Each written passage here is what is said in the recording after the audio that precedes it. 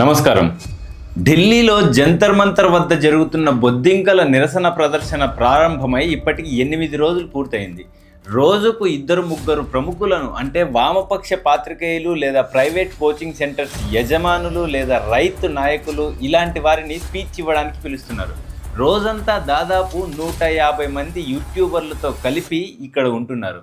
కానీ భోజన సమయాల్లో మాత్రం దాదాపు 300 మంది దాకా వస్తున్నారు. రోజువారీ ఆహారం అండ్ అల్పాహారాల అంచనా ఖర్చు చూసుకుంటే ఉదయం టిఫిన్కు ₹100 చొప్పున 300 మందికి 30,000 అవుతుంది. మధ్యాహ్న భోజనానికి 200 చొప్పున 300 మందికి 60,000 అవుతుంది.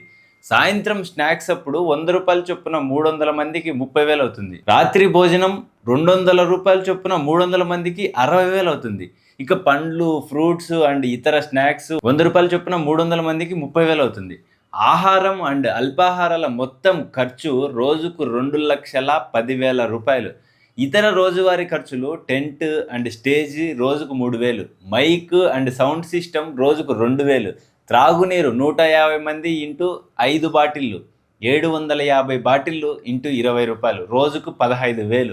ఇతర మొత్తం ఖర్చులు 20,000 వేసుకుంటే మొత్తం రోజువారీ ఖర్చు 2,50,000. 8 రోజులకైన ఖర్చు మొత్తం అంచనా ఖర్చు ₹20 లక్షల.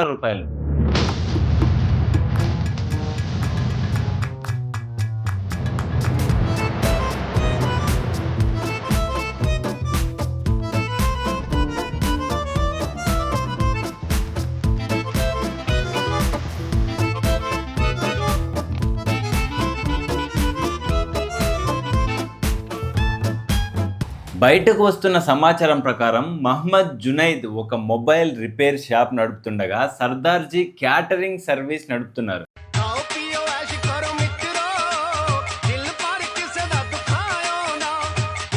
మరి ఇటువంటి జునైద్, సర్దార్జీలు అంత సొంతంగా వారం 10 రోజులకు ఒక 20 లక్షలకు పైగా ఖర్చు చేయగలరా? నాకు డౌటే. మీకేమనిపిస్తుందో కామెంట్ రూపంలో తెలియజేయండి. మన ఛానల్ సబ్స్క్రైబ్ చేసుకోండి, వీడియో లైక్ చేయండి, షేర్ చేయండి. జై హింద్.